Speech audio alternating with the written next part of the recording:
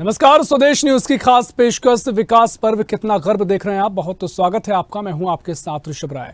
मध्य प्रदेश में प्रधानमंत्री आवास योजना के माध्यम से गरीबों और जरूरतमंदों को पक्का मकान बनाकर देने का दावा जोरों शोरों पर किया गया, लेकिन जमीनी स्तर पर दावों की नींव धंसती ही चली जा रही है।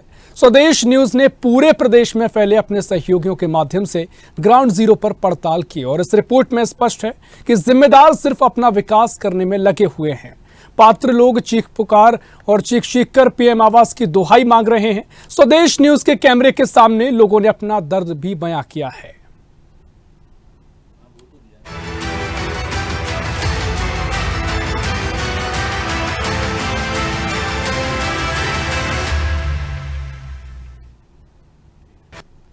मध्य प्रदेश में प्रधानमंत्री आवास योजना के तहत बनवाए जा रहे आवास भवनों में भारी धांधली और तय मानकों के विपरीत कार्य कराने हितग्राहियों के चयन में गड़बड़ी की शिकायतें आम हो गई हैं। रोटी, कपड़ा और मकान इंसान की पहली जरूरत है और ये तीन मुख्य जरूरतें बताई गई हैं। वंचित तबके के लिए इन सुविधाओं को उपलब्ध कराना हर सरकार की जिम्मेदारी भी है। इसके लिए सरकार की ओर से समय समय पर अलग अलग स्कीम चलाई जाती रही हैं और प्रधानमंत्री आवास योजना भी इसी का एक हिस्सा है, जो शुरू की गई ताकि बेघर लोगों को घर मिल सके।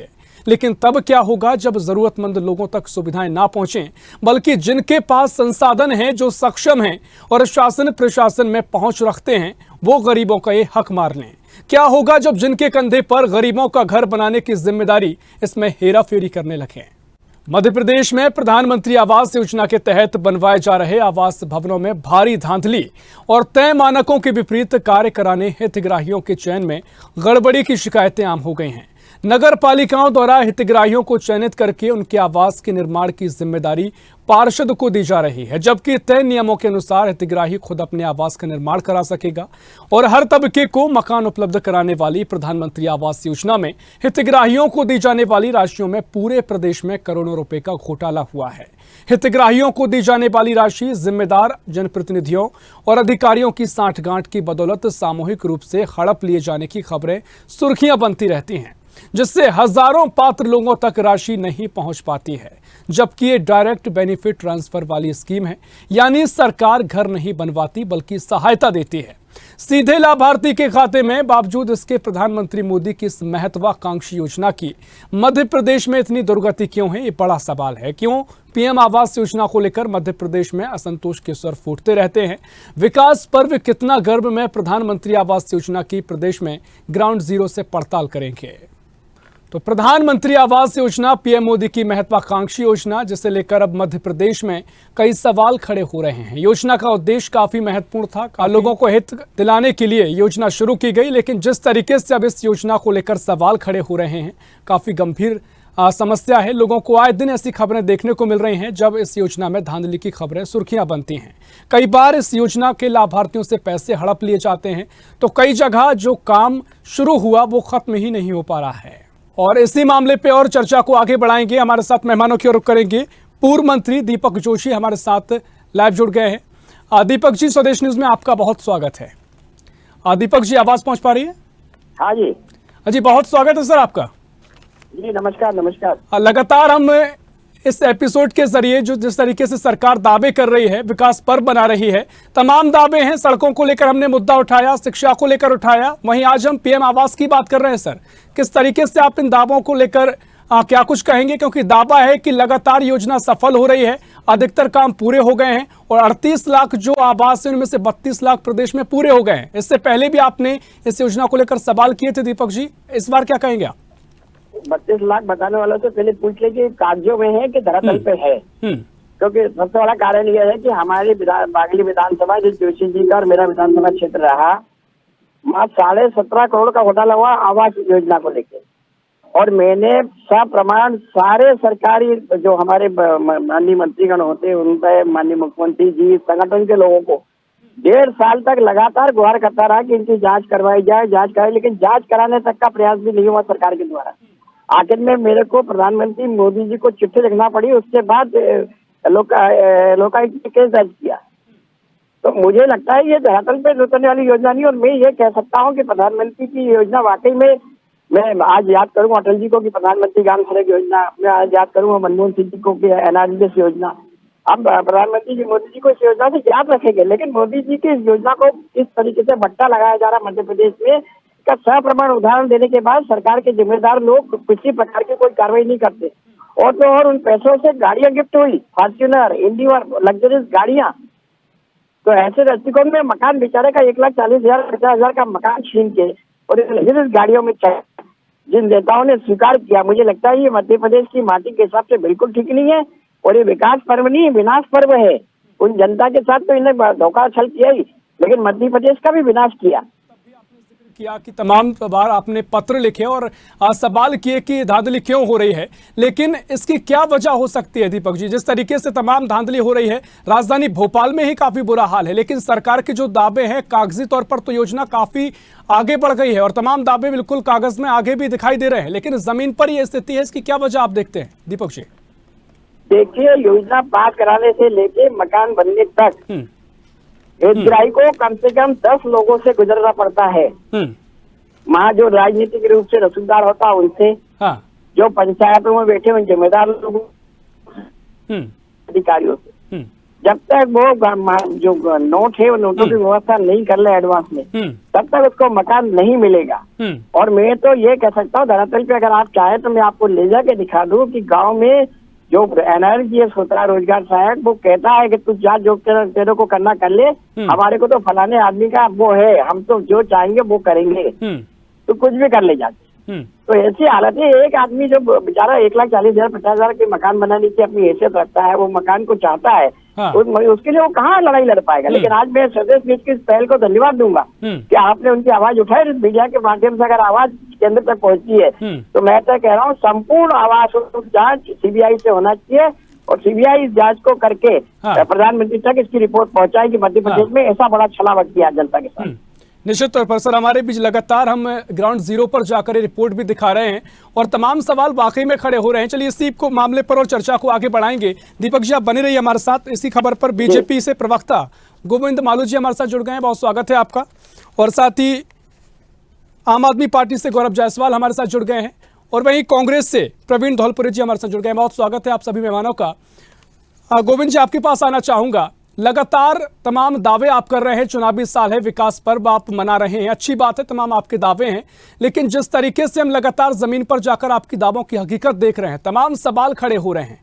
और दीपक जोशी भी हमारे साथ जुड़े हुए हैं, उनका कहना है कि लगातार इस मामले को उन्होंने पहले भी उठाया, जब वे बीजेपी में थे उस वक्त भी उन्होंने कई पत्र लिखे, लेकिन जो धांधली है वो कम होने का नाम नहीं ले रही है। क्या कुछ आप कहेंगे गोविंद जी? ये हमारा जो तंत्र है उसमें हम लोग उसका नियंत्रण करते हैं और यदि आवास नहीं बने होते, जो हमने 38 लाख आवास स्वीकृत किए और 32 लाख पूरे हो गए, 7,48,000 आवास निर्मित हो गए हैं शहरी में से, जिसमें 9,26,000 स्वीकृत थे। हमने वनाधिकार कानून की तरफ 3 लाख पट्टे बांटे, तो हमें इस योजना में 9,000 ग्रामों में 9,37,000 से अधिक भू अधिकार पत्र बांटे। इस बार हमने ग्रामीण क्षेत्र के लिए 10,000 करोड़ का बजट रखा है और DBT के जरिए, जैसा कि दीपक जी ने बताया, कि लोगों को पहुंचती है राशि। और मकान यदि बने नहीं होते, हम प्रधानमंत्री आवास की हमारी जो महत्वाकांक्षी योजना है उसका क्रियान्वयन हमने किया। उनका जैसा नहीं कि इंदिरा आवास के नाम पर इन्होंने केवल इंदिरा आवास की बात की और आवास नहीं दिए, मुंह से मुंह में दिए जितने आवास। प्रति ग्राम पंचायत पहले आवास 2 से 3 थे, जब 168 से अधिक हो गए हैं, 168 से। और यदि इसका कोई कहीं की जगह कहीं कोई किसी ने दुरुपयोग किया है तो उसकी भी जांच हो गई है और उसका भी, लेकिन कुल मिलाकर आवासहीनों को आवास उपलब्ध कराने में राज्य शासन सफल रही है। जो प्रधानमंत्री जी की योजना है उसके आवास की हम बता दें आपको, कई आवास जो बने जिसपे लिखा है प्रधानमंत्री आवास, और उसको हमने प्रचारित किया, तो इसलिए हम चुनाव जीते, लोकसभा का भी विधानसभा का भी। लगातार हमने इस बात को, यदि जमीन पर नहीं होता तो हम चुनाव कैसे जीतते। हमने जो हमारा लक्ष्य था हमने उसको पूरा किया है, शहरी क्षेत्र में भी।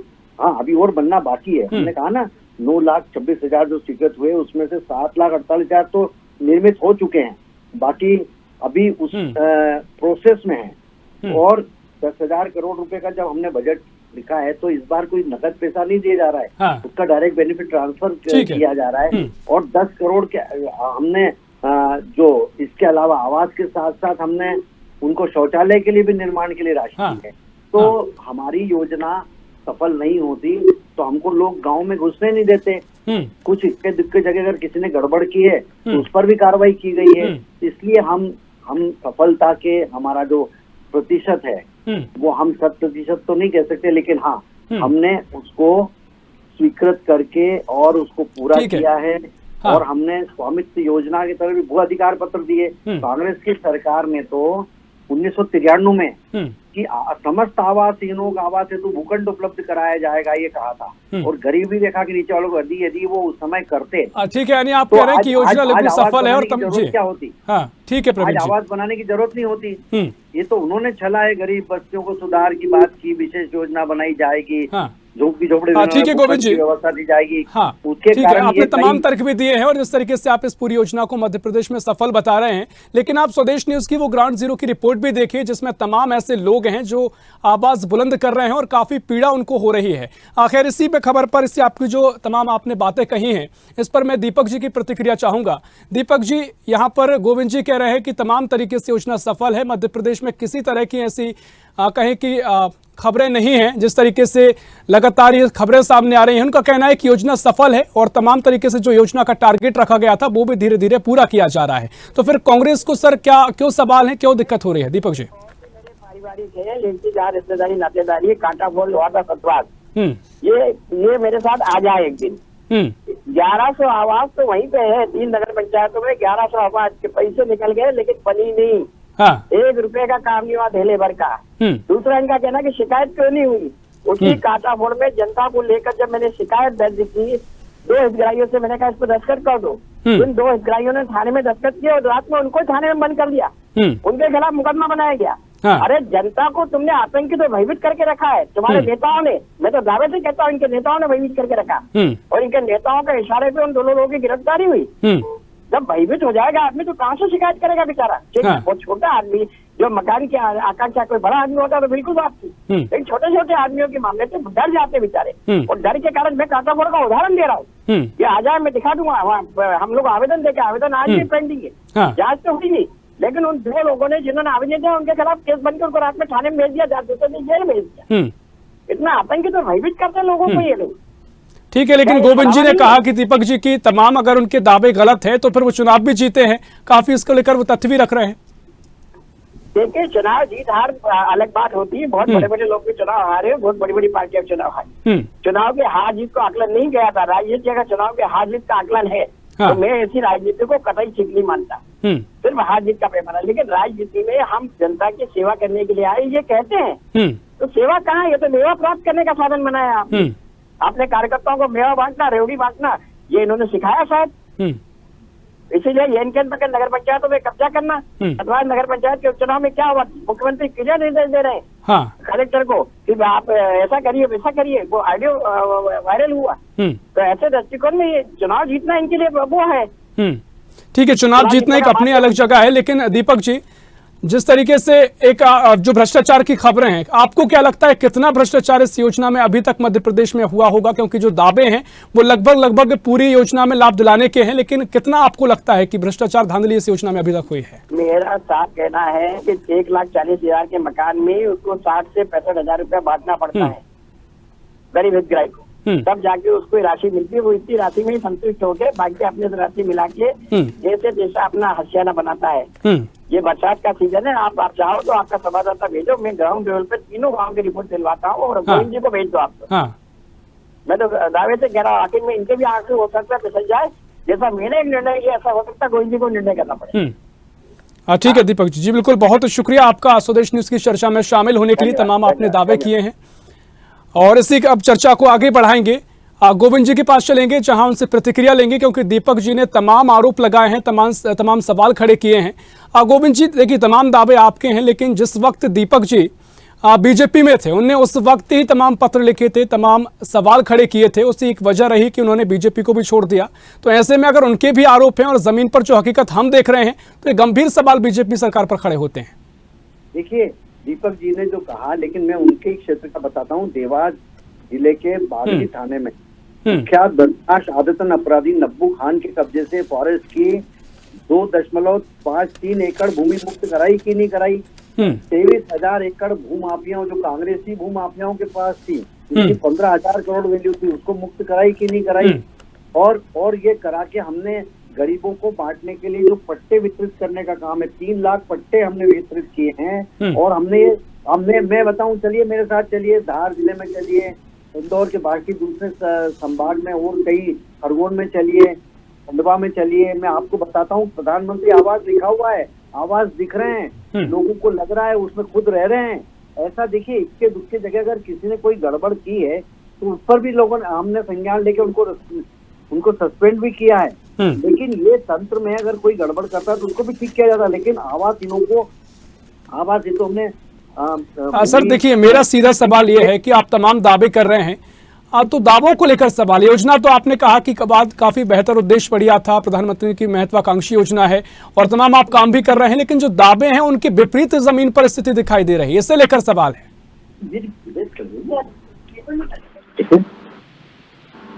गोविंद जी, आवाज सुन पा रहे हैं? जी हाँ, बोलिए।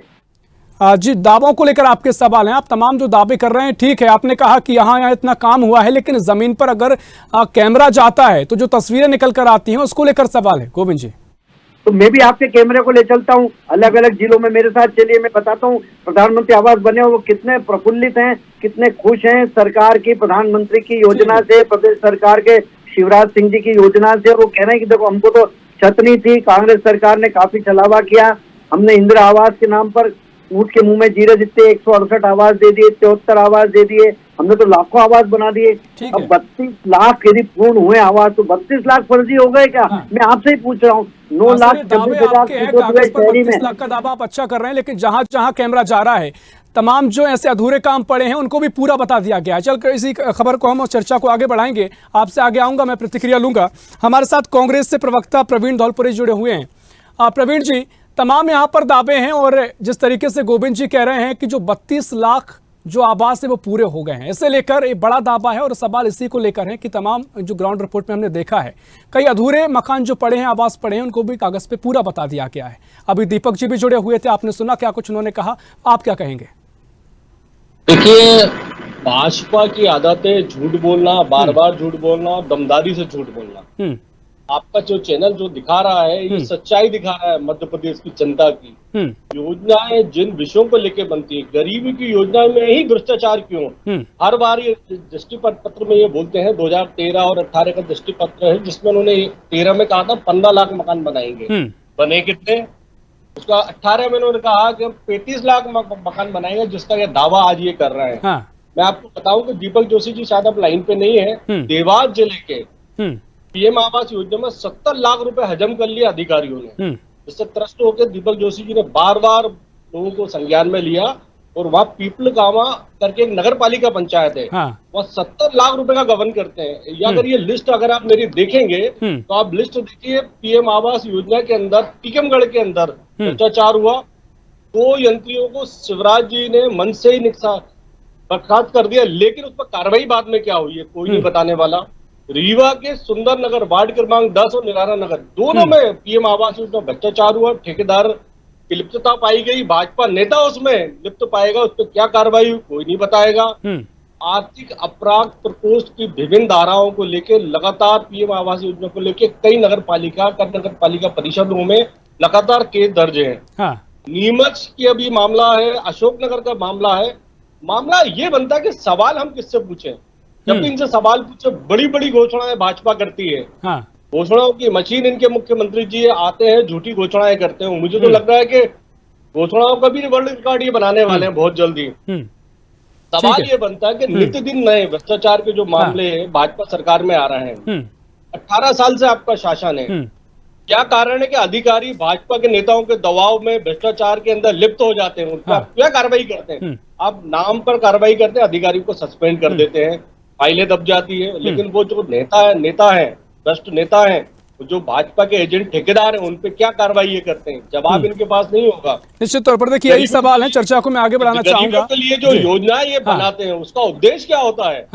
किसान और ग्रामीण क्षेत्र में, शहरी क्षेत्र में जिसकी आय बहुत कम है, उसको आवास योजना का लाभ देने की बात होती है, लेकिन उसके अंदर जो लिस्ट होती है, नाम जोड़ने बढ़ाने का काम होता है, उस पर भ्रष्टाचार होता है। ठीक है प्रवीण जी, ये सवाल है, मैं प्रतिक्रिया आगे लूंगा, लेकिन हमारे साथ आम आदमी पार्टी से गौरव जायसवाल जुड़े हुए हैं। प्रवीण जाऊंगा आपके पास।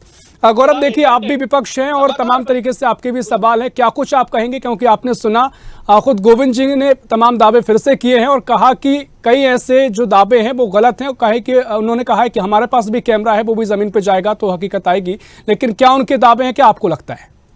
जिले एक तो मेरा सुझाव ये रहेगा कि यदि उन्होंने ऑफर किया है कि कैमरे को जमीन पे जाना चाहिए, तो आप जरूर एक बार कैमरा लेके जमीन पे चले आए, क्योंकि जब आप जमीन पे जाएंगे तो सच्चाई अपने आप सामने आएगी। वो बार बार एक शब्द का उपयोग कर रहे थे, इक्का दुक्का। इक्का दुक्का कहीं मामले हो सकते हैं, इक्का दुक्का। असल में बात बिल्कुल विपरीत है। इक्का दुक्का आपको ऐसी जगह मिलेंगी, इक्का दुक्का ऐसी नगर पालिकाएं मिलेंगी, इक्का दुक्का ऐसे पार्षद मिलेंगे, इक्का दुक्का ऐसी पंचायतें मिलेंगी जहां पर बिना पैसे के लेन देन के, बिना कमीशन खोरी हुए और गरीबों का आवास का कार्य हुआ है। इक्का दुक्का कहीं एक आध दो जगह आपको शायद ऐसे लोग मिल सकते हैं, लेकिन ज्यादातर जगह जो है वो भयंकर भ्रष्टाचार हुआ है। ज्यादातर जगह जो है वो गरीबों को बड़ी मात्रा में कमीशन खिलाना पड़ा है, रिश्वत देनी पड़ी है, तब जाकर के उनके मकान बने। और इसमें जो अर्बन जो लो कॉस्ट हाउसिंग वाला जो हिस्सा है इस स्कीम का, उसमें बड़ी संख्या में मकान जो है वो अभी भी अपूर्ण है, पूरे नहीं हुए। जबलपुर में 8,400 मकान अपूर्ण है, दिल्ली में 1200 मकान बनने थे। कंपनी जो है वो मुश्किल से 10% काम करी, उसका बड़े हिस्से का पेमेंट निकल गया, कंपनी भाग गई। क्यों भाग गई? जरूर नगर पालिका जो है, म्युनिसिपल बॉडी जो है, उसने भारी कमीशन खोरी का कंपनी और उन्होंने अच्छा काम छोड़ के भागना पसंद किया। ऐसी बहुत सारी कंस्ट्रक्शन एजेंसियां हैं जो भाग के चली गई हैं और उसके चक्कर में जो गरीबों के मकान है वो अपूर्ण। अच्छा, ये जो अपूर्ण मकान है, इन अपूर्ण मकानों में भी गरीबों से इनिशियली बुकिंग अमाउंट ले लिया गया। हजार रुपए एक गरीब आदमी। और कौन गरीब लोग? ये रेडी पटरी लगाने वाले लोग हैं, छोटी कहीं कोई नाई की दुकान में काम करने वाला व्यक्ति है, कोई सब्जी की दुकान लगाने वाला व्यक्ति है, कोई किराने की दुकान में काम करने वाला व्यक्ति है, कोई बाजारों में मजदूरी करने वाला व्यक्ति है। ये समाज का सबसे वो तबका है जो आर्थिक रूप से कमजोर तबका है। इस तबके के लोगों से बुकिंग अमाउंट लेकर के उनके हजार रुपए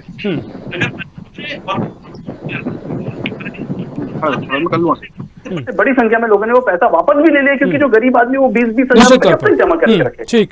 तो ऐसी स्थिति में ये बात बिल्कुल, जो मैं बार बार ये बात बोल रही हूँ, जो इक्का दुक्का जो शब्द है, इनके इक्का दुक्का से मैं एग्री करता हूँ, वो इसलिए क्योंकि ये इक्का दुक्का ही ऐसे केसेस हैं जहां पे शायद भ्रष्टाचार नहीं हुआ होगा, और अन्यथा व्यापक तौर पे पूरे प्रदेश में गरीबों को इस योजना के माध्यम से लूटा गया है। प्रधानमंत्री जी की योजना को सबसे ज्यादा बट्टा लगाने का काम उनकी ही पार्टी की राज्य सरकार ने किया है, और ये बात प्रधानमंत्री जी तक भी जानी चाहिए। निश्चित तौर पर ये तमाम सवाल हैं, और इससे हमारी ग्राउंड जीरो की जो रिपोर्ट है उसका मकसद भी यही है कि जो सवाल हैं उन्हें जिम्मेदारों तक पहुंचे, जो कि जिम्मेदारों को जो ठेका लेके रखा है और जिस तरीके से जमीन पर जो दावे हैं उलट नजर आ रहे हैं। समय की कमी है, फिलहाल इस चर्चा को हम यहीं खत्म कर रहे हैं। तो बहुत शुक्रिया आप सभी मेहमानों का इस चर्चा में शामिल होने के लिए। लेकिन तमाम सवाल प्रधानमंत्री आवास योजना को लेकर है, क्योंकि जिस तरीके से प्रधानमंत्री की महत्वाकांक्षी योजना है, लेकिन मध्य प्रदेश में जो हालात हैं वो दावों के बिल्कुल उलट दिखाई देते हैं। तमाम ऐसे जो दावे हैं, जहां तक 38 लाख जो आवास हैं वो स्वीकृत हैं, 32 लाख पूरे होने का दावा है, लेकिन अधिकतर आवास ऐसे हैं जो कि आधे अधूरे हैं, जिन्हें कागज पर पूरा बता दिया गया है। लेकिन सवाल वही है, क्या इन आवास के पूरे होने के जो दावे हैं वो जमीन पर क्यों नजर नहीं आते हैं? तमाम सवाल हैं कि जो विकास पर बीजेपी मना रही है, उससे लेकर जमीनी हकीकत क्यों उलट दिखाई दे रही है। फिलहाल के लिए इस खास पेशकश में इतना ही। देश प्रदेश की और भी खबरों के लिए देखते रहिए स्वदेश न्यूज, सबसे पहले देश।